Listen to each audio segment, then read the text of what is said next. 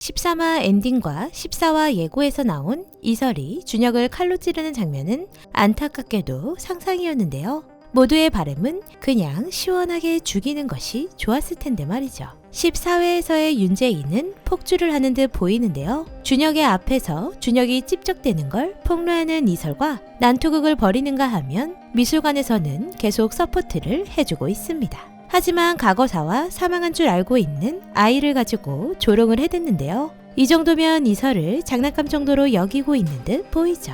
또한 한숙을 상대로도 폭주를 시작합니다. 제이가 전면에 나서며 준혁의 지지율이 더 상승하고 있고 윤재이까지 세상의 주목을 받고 있는데요. 이 와중에 한숙이 쓰러지면서 한숙을 위해 일하던 사람들은 모두 태세를 바꿔버립니다. 윤재이가 싫지만 한숙보다는 젊은 피를 선택한 것일까요? 충성보다는 어째서 복종을 하는 듯 보입니다. 한편 자신의 핏줄이라면 끔찍하게 생각하는 필성은 결국 준혁의 친아들이 현우라는 사실을 알게 되었는데요. 진실을 알게 되자 바로 태도가 바뀌어버리는 필성.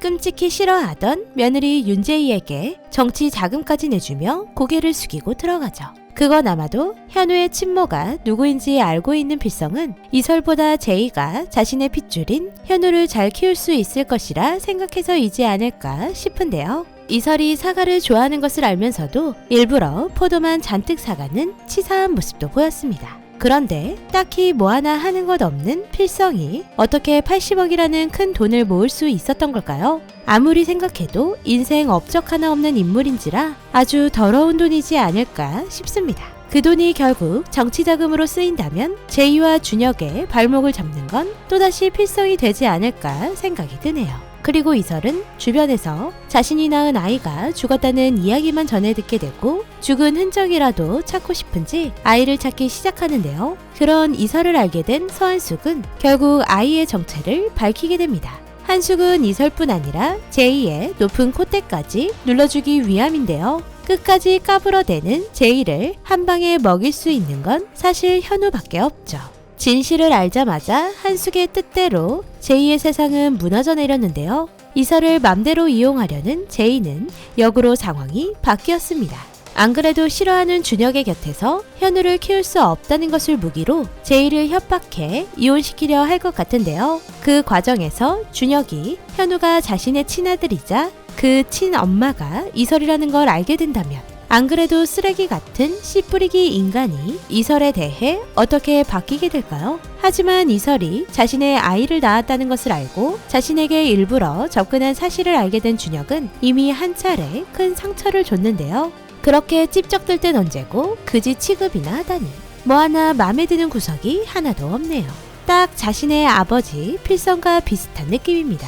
그런 할아버지도 모자라 아버지까지 있는 현우의 미래를 안 봐도 비디오 같은 느낌인데요. 여자 좋아하는 것도 유전인가 모르겠네요. 이제 앞으로 단 2회만 남겨둔 드라마 공작도시. 갑작스럽게 쓰러진 한숙의 시대가 이대로 끝이 나는 걸까 싶었지만 역시나 강력한 한방이 있는 한숙입니다.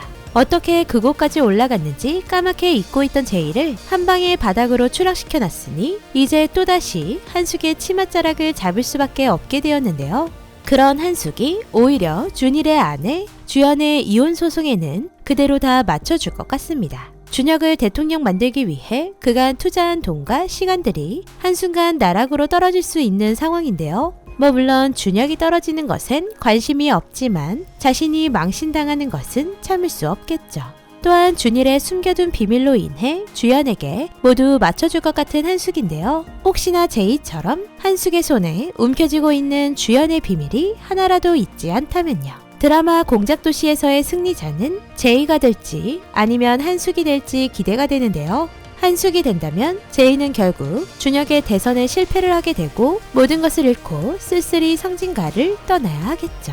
하지만 그대로 물러설 생각을 하진 않을 것 같은데요. 그런 제이를 말리며 이설은 현우와 제이를 돕지 않을까 싶네요. 반대로 제이가 승리한다면 준혁은 대선에 성공하게 되고 화려한 씨뿌리기 생활은 계속되겠죠. 하지만 호텔을 오가는 준혁을 알게 된 조강현이 있듯 많은 스캔들로 스스로 무너져 내릴 것 같습니다. 또한 이설의 정체가 탄로나며 대통령 자질에 대해 문제가 제기되고 결국엔 대통령에서도 쫓겨날 것 같네요. 그 누가 성공했든 준혁은 더 이상 화려한 생활을 못하게 해줬으면 좋겠습니다. 13회부터 질주하는 느낌의 드라마 공작도시.